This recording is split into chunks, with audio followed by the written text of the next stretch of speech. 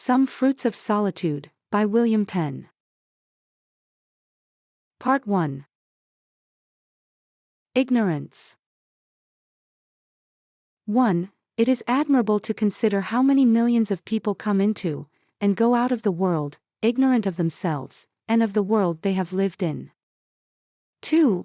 If one went to see Windsor Castle, or Hampton Court, it would be strange not to observe and remember the situation, the building, the gardens, fountains, and sea, that make up the beauty and pleasure of such a seat. And yet few people know themselves, no, not their own bodies, the houses of their minds, the most curious structure of the world, a living walking tabernacle, nor the world of which it was made, and out of which it is fed, which would be so much our benefit, as well as our pleasure, to know. We cannot doubt of this when we are told that the invisible things of God are brought to light by the things that are seen, and consequently we read our duty in them as often as we look upon them, to Him that is the great and wise author of them, if we look as we should do. 3. The world is certainly a great and stately volume of natural things, and may be not improperly styled the hieroglyphics of a better, but, alas! How very few leaves of it do we seriously turn over. This ought to be the subject of the education of our youth, who, at 20, when they should be fit for business, know little or nothing of it. Education. 4. We are in pain to make them scholars, but not men. To talk, rather than to know, which is true canting. 5. The first thing obvious to children is what is sensible, and that we make no part of their rudiments. 6. We press their memory too soon, and puzzle, strain, and load them with words and rules, to know grammar and rhetoric, and a strange tongue or two, that it is 10 to 1 may never be useful to them, leaving their natural genius to mechanical and physical, or natural knowledge uncultivated and neglected, which would be of exceeding use and pleasure to them through the whole course of their life.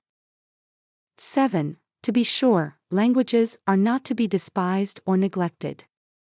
But things are still to be preferred. 8. Children had rather be making of tools and instruments of play, shaping, drawing, framing, and building, and see, than getting some rules of propriety of speech by heart, and those also would follow with more judgment, and less trouble and time. 9. It were happy if we studied nature more in natural things, and acted according to nature, whose rules are few, plain and most reasonable. 10. Let us begin where she begins, go her pace, and close always where she ends, and we cannot miss of being good naturalists. 11. The creation would not be longer a riddle to us, the heavens, earth, and waters, with their respective, various and numerous inhabitants, their productions, natures, seasons, sympathies and antipathies, their use, benefit and pleasure, would be better understood by us, and an eternal wisdom, power, majesty, and goodness, very conspicuous to us, through those sensible and passing forms, the world wearing the mark of its Maker, whose stamp is everywhere visible, and the characters very legible. To the children of wisdom. 12. And it would go a great way to caution and direct people in their use of the world, that they were better studied and known in the creation of it. 13. For how could man find the confidence to abuse it, while they should see the great Creator stare them in the face, in all and every part thereof? 14. Their ignorance makes them insensible, and that insensibility hardy in misusing this noble creation, that has the stamp and voice of a deity everywhere, and in everything to the observing. 15. It is pity therefore that books have not been composed for youth, by some curious and careful naturalists, and also mechanics, in the Latin tongue, to be used in schools, that they might learn things with words, things obvious and familiar to them, and which would make the tongue easier to be obtained by them. 16. Many able gardeners and husbandmen are yet ignorant of the reason of their calling, as most artificers are of the reason of their own rules that govern their excellent workmanship. But a naturalist and mechanic of this sort is master of the reason of both, and might be of the practice too, if his industry kept pace with his speculation, which were very commendable, and without which he cannot be said to be a complete naturalist or mechanic. 17. Finally, if man be the index or epitome of the world, as philosophers tell us, we have only to read ourselves well to be learned in it. But because there is nothing we less regard than the characters of the power that made us, which are so clearly written upon us and the world he has given us, and can best tell us what we are and should be, we are even strangers to our own genius, the glass in which we should see that true instructing and agreeable variety, which is to be observed in nature, to the admiration of that wisdom and adoration of that power which made us all. Pride. 18. And yet we are very apt to be full of ourselves, instead of him that made what we so much value, and, but for whom we can have no reason to value ourselves. For we have nothing that we can call our own, no, not ourselves, for we are all but tenants, and at will too, of the great Lord of ourselves, and the rest of this great farm, the world that we live upon. 19. But methinks we cannot answer it to ourselves as well as our Maker, that we should live and die ignorant of ourselves, and thereby of him and the obligations we are under to him for ourselves. 20. If the worth of a gift sets the obligation, and directs the return of the party that receives it, he that is ignorant of it, will be at a loss to value it and the giver, for it. 21. Here is man in his ignorance of himself. He knows not how to estimate his Creator, because he knows not how to value his creation. If we consider his make and lovely compositure, the several stories of his lovely structure, his divers members, their order, function and dependency, the instruments of food, the vessels of digestion, the several transmutations it passes, and how nourishment is carried and diffused throughout the whole body, by most innate and imperceptible passages. How the animal spirit is thereby refreshed, and with an unspeakable dexterity and motion sets all parts at work to feed themselves. And last of all, how the rational soul is seated in the animal, as its proper house, as is the animal in the body. I say, if this rare fabric alone were but considered by us, with all the rest by which it is fed and comforted, surely man would have a more reverent sense of the power, wisdom and goodness of God, and of that duty he owes to him for it. But if he would be acquainted with his own soul, its noble faculties, its union with the body, its nature and end, and the providences by which the whole frame of humanity is preserved, he would admire and adore his good and great God. But man is become a strange contradiction to himself, but it is of himself, not being by constitution, but corruption, such. 22. He would have others obey him, even his own kind, but he will not obey God, that is so much above him, and who made him. 23. He will lose none of his authority, no, not bate an ace of it. He is humorous to his wife, he beats his children, is angry with his servants, strict with his neighbors, revenges all affronts to extremity, but, alas, forgets all the while that he is the man, and is more in arrear to God, that is so very patient with him, than they are to him with whom he is so strict and impatient. 24. He is curious to wash, dress, and perfume his body, but careless of his soul. The one shall have many hours, the other not so many minutes. This shall have 3 or 4 new suits in a year, but that must wear its old clothes still. 25. If he be to receive or see a great man, how nice and anxious is he that all things be in order. And with what respect and address does he approach and make his court. But to God, how dry and formal and constrained in his devotion. 26. In his prayers he says, "Thy will be done," but means his own, at least acts so. 27. It is too frequent to begin with God and end with the world. But he is the good man's beginning and end, his Alpha and Omega. Luxury. 28. Such is now become our delicacy, that we will not eat ordinary meat, nor drink small, palled liquor. We must have the best, and the best cooked for our bodies, while our souls feed on empty or corrupted things.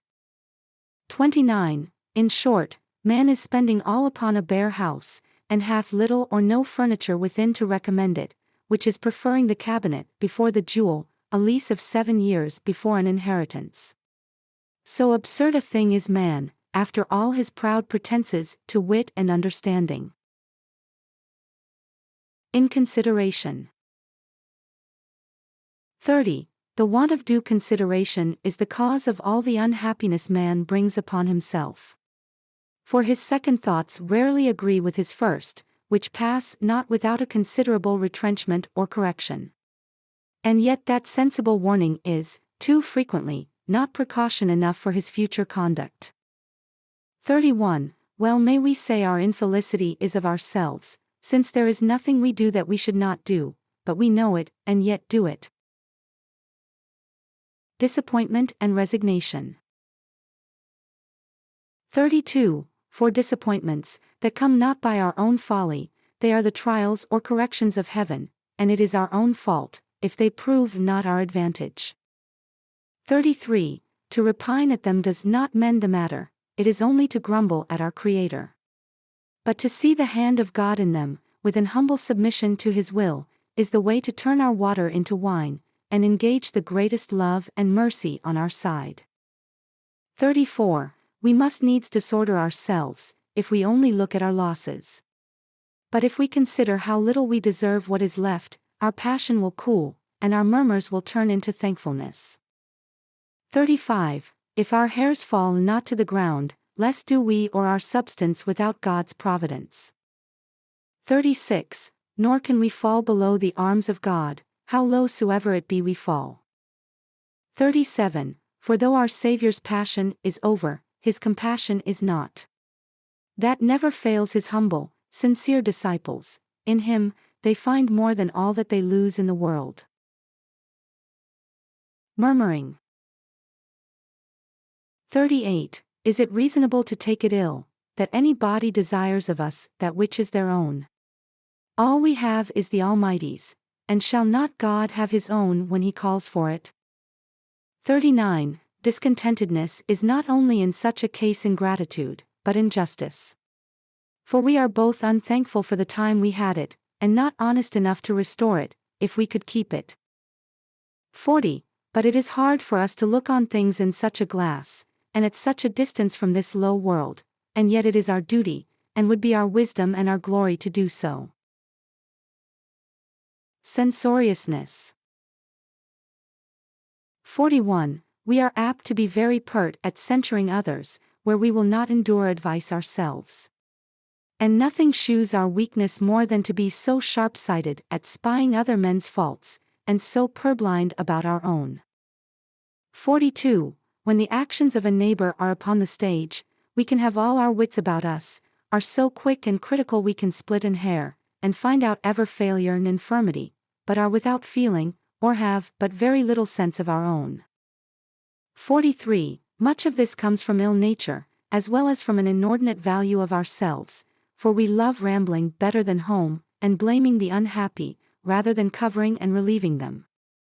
44. In such occasions some shew their malice, and are witty upon misfortunes, others their justice, they can reflect apace, but few or none their charity, especially if it be about money matters. 45. You shall see an old miser come forth with a set gravity, and so much severity against the distressed, to excuse his purse, that he will, ere he has done, put it out of all question, that riches is righteousness with him. This, says he, is the fruit of your prodigality, as if, poor man, covetousness were no fault, or, of your projects, or grasping after a great trade, while he himself would have done the same thing, but that he had not the courage to venture so much ready money out of his own trusty hands, though it had been to have brought him back the Indies in return. But the proverb is just, vice should not correct sin. 46. They have a right to censure, that have a heart to help, the rest is cruelty, not justice. Bounds of charity. 47. Lend not beyond thy ability, nor refuse to lend out of thy ability, especially when it will help others more than it can hurt thee. 48. If thy debtor be honest and capable, thou hast thy money again, if not with increase, with praise. If he prove insolvent, don't ruin him to get that, which it will not ruin thee to lose, for thou art but a steward, and another is thy owner, master and judge. 49. The more merciful acts thou dost, the more mercy thou wilt receive, and if with a charitable employment of thy temporal riches, thou gainest eternal treasure, thy purchase is infinite, thou wilt have found the art of multiplying indeed. Frugality or bounty. 50. Frugality is good if liberality be joined with it. The first is leaving off superfluous expenses, the last bestowing them to the benefit of others that need. The first without the last begins covetousness, the last without the first begins prodigality, both together make an excellent temper. Happy the place wherever that is found. 51. Were it universal, we should be cured of two extremes, want and excess, and the one would supply the other, and so bring both nearer to a mean, the just degree of earthly happiness. 52. It is a reproach to religion and government to suffer so much poverty and excess. 53. Were the superfluities of a nation valued, and made a perpetual tax or benevolence, there would be more almshouses than poor, schools than scholars, and enough to spare for government besides. 54. Hospitality is good, if the poorer sort are the subjects of our bounty, else too near a superfluity. Discipline. 55. If thou wouldst be happy and easy in thy family, above all things observe discipline. 56. Every one in it should know their duty, and there should be a time and place for everything, and whatever else is done or omitted, be sure to begin and end with God. Industry. 57. Love labor, for if thou dost not want it for food, thou mayest for physique. It is wholesome for thy body, and good for thy mind. It prevents the fruits of idleness, which many times comes of nothing to do, and leads too many to do what is worse than nothing. 58. A garden, an laboratory, a workhouse, improvements and breeding, are pleasant and profitable diversions to the idle and ingenious, for here they miss ill company, and converse with nature and art, whose variety are equally grateful and instructing, and preserve a good constitution of body and mind. Temperance. 59. To this a spare diet contributes much. Eat therefore to live, and do not live to eat. That's like a man, but this below a beast. 60. Have wholesome, but not costly food, and be rather cleanly than dainty in ordering it. 61. The receipts of cookery are swelled to a volume, but a good stomach excels them all, to which nothing contributes more than industry and temperance. 62. It is a cruel folly to offer up to ostentation so many lives of creatures, as make up the state of our treats, as it is a prodigal one to spend more in sauce than in meat. 63. The proverb says, that enough is as good as a feast, but it is certainly better, if superfluity be a fault, which never fails to be at festivals. 64. If thou rise with an appetite, thou art sure never to sit down without one. 65. Rarely drink but when thou art dry, nor then, between meals, if it can be avoided. 66. The smaller the drink, the clearer the head, and the cooler the blood, which are great benefits in temper and business. 67. Strong liquors are good at some times, and in small proportions, being better for physic than food, for cordials than common use. 68. The most common things are the most useful, which shews both the wisdom and goodness of the great Lord of the family of the world. 69. What therefore he has made rare, don't thou use too commonly, lest thou shouldest invert the use and order of things, become wanton and voluptuous, and thy blessings prove a curse. 70. Let nothing be lost, said our Saviour. But that is lost that is misused. 71. Neither urge another to that thou wouldst be unwilling to do thyself, nor do thyself what looks to thee unseemly, and intemperate in another. 72. All excess is ill, but drunkenness is of the worst sort. It spoils health, dismounts the mind, and unmans men, it reveals secrets, is quarrelsome, lascivious, impudent, dangerous and Madagascar. In fine, he that is drunk is not a man, because he is so long void of reason, that distinguishes a man from a beast.